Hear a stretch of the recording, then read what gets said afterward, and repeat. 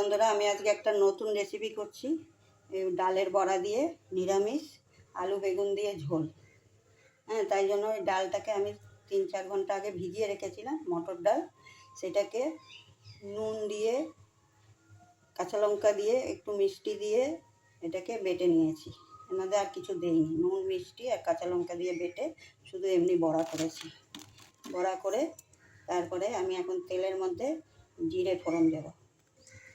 এই তেলের মধ্যে জিরে ফোড়ন দিলাম, দুটো তেজপাতা দিলাম, বড়া ভেজেছি তেলে, এই তেলের মধ্যে আমি এগুলো জিরে তেজপাতা দিয়ে দিলাম।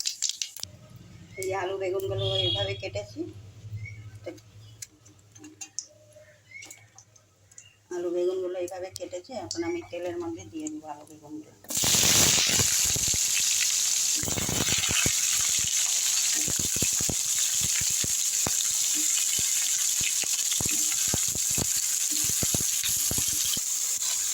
দিয়ে দিয়েছি, আমি হলুদ গুঁড়ো দিলাম 1 চামচ মতন, পরিমাণ মতন দিয়ে এটাকে ভালোভাবে করবো।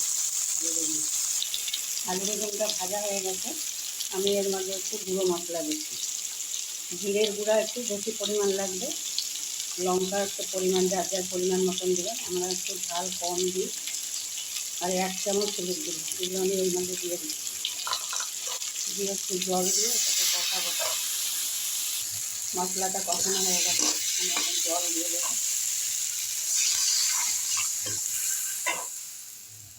জলটা ফুটে উঠলে আমি বড়াগুলো দিয়ে দেবো।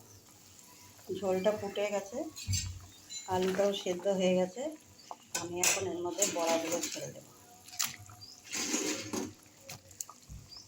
বড়াগুলো ছেড়ে দিয়েছি। ঝোল যখন করবেন ওর মধ্যে তখন একটু নুনটা কম দেবেন, কেন ওই ঝোলটা বড়ার মধ্যে টানলে তখন কিন্তু নুন পড়া হয়ে যায়। বড়ার মধ্যে তো নুন দেওয়া থাকে না, ওই জন্য নুন বেশি লাগবে। তখন একটু ঝোলে কম নুন দেবেন। পরে বড়াটা যখন ভিজে যাবে ঝোলে, তারপরে নুনটা একটু চেক করে যদি লাগে তাহলে দিবেন, আর নাহলে দিবেন না। এই দেখুন ফুটে উঠেছে, বড়া দিয়ে দিয়েছি এর মধ্যে। বড়াগুলো সবগুলো দেখুন নরম হয়ে গেছে, ফুলে ফুলে আরও। এটাকে আমি বন্ধ করে দেবো গ্যাস। দেখুন আলু বেগুন দিয়ে নিরামিষ বড়ার ঝোল। একবার এরকম করে বানিয়ে খাবেন, খুব টেস্টি হয়।